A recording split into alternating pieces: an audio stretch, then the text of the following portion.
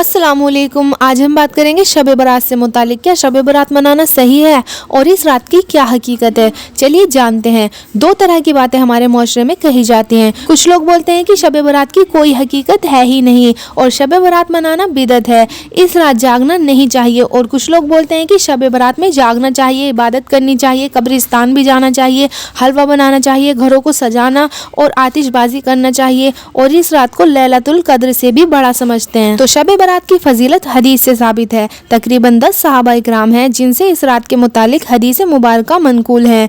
तो इन तमाम हदीसों की रोशनी में शब बारात की हकीकत है। लेकिन जो लोग ये कहते हैं कि शब बारात बहुत ही ज्यादा फजीलत वाली रात है और लैलतुल कद्र से भी ज्यादा बड़ी फजीलतों वाली रात है, तो इस रात को लैलतुल कद्र से भी ज्यादा बड़ी फजीलत वाली रात कहना सही नहीं है, ये गलत है। इस रात को लोग हलवा बनाना कंपलसरी समझते हैं और पटाखे फोड़ते हैं, आतिशबाजी करते हैं और गलियों को सजाते हैं जैसे कोई फेस्टिवल हो। और जो मर्द होते हैं वो ग्रुप बनाकर गलियों में घूमते हैं, सेलिब्रेट करते हैं, ये भी गलत है। तो शब बारात में इबादत करना ये एक मुस्तहब अमल है। जैसे हम लोग फ़र्ज़ नमाज पढ़ते हैं ना, उसके बाद सुन्नत और नफिल पढ़ते हैं, तो नफिल को फ़र्ज़ नमाजों के बराबर समझना गलत है, वैसे ही नफिल नमाज को कुछ भी नहीं समझना ये भी गलत है। इसी तरह शब बारात को लैलतुल कद्र के बराबर समझना ये भी सही नहीं है और शब बारात को ये समझना कि इसकी कोई हकीकत ही नहीं है ये भी गलत है। तो चलिए इससे मुतालिक कुछ हदीसें पढ़ते हैं। सही मुस्लिम की हदीस है 2745। हजरत इमरान बिन हुसैन रजी अल्लाह तआला अन्हु से रिवायत है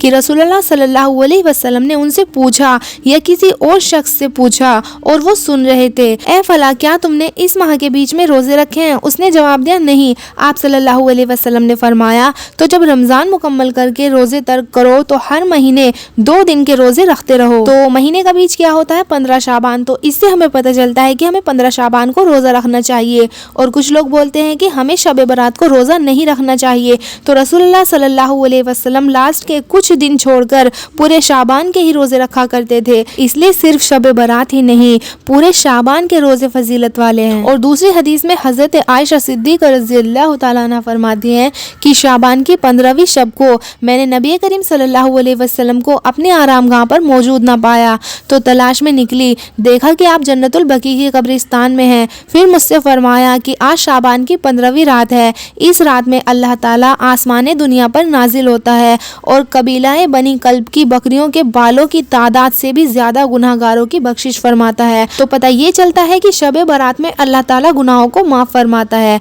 तो हमें खूब इबादत करनी चाहिए, अपने लिए भी मगफिरत की दुआ करें और जो अपने इस दुनिया से चले गए हैं उनके लिए भी मगफिरत की दुआ करें। और जो नफल नमाज है उसे तन्हाई में पढ़ने से ज्यादा सवाब मिलता है। लेकिन आमतौर पर क्या होता है कि लोग मेले लगा लेते हैं, साज सजावट करते हैं, हलवे बनाते हैं और ग्रुप के ग्रुप इधर से उधर घूमते फिरते हैं, मौज मस्ती करते हैं, पटाखे फोड़ते हैं, आतिशबाजी में लगे रहते हैं, इबादत के नाम पर सेलिब्रेशन चलते हैं, जबकि इबादत करनी चाहिए। एक दूसरी हदीस में रसूलुल्लाह सल्लल्लाहु अलैहि वसल्लम नफल रोजा रखने लगते तो हम आपस में कहते कि अब आप सल्लल्लाहु अलैहि वसल्लम रोजा रखना छोड़ेंगे ही नहीं, और जब रोजा छोड़ देते तो हम कहते कि अब आप रोजा रखेंगे ही नहीं। मैंने रमजान को छोड़कर रसूलुल्लाह सल्लल्लाहु अलैहि वसल्लम को कभी पूरे महीने का नफली रोजा रखते नहीं देखता, और जितने रोजे आप शाबान में रखते मैंने किसी महीने में उससे ज्यादा रोजे रखते आपको नहीं देखा। उम्मुल मोमिनीन हजरत आयशा रज़ियल्लाहु ताला अन्हा बयान करती हैं कि रोजे रखने के लिए रसूलुल्लाह सल्लल्लाहु अलैहि वसल्लम को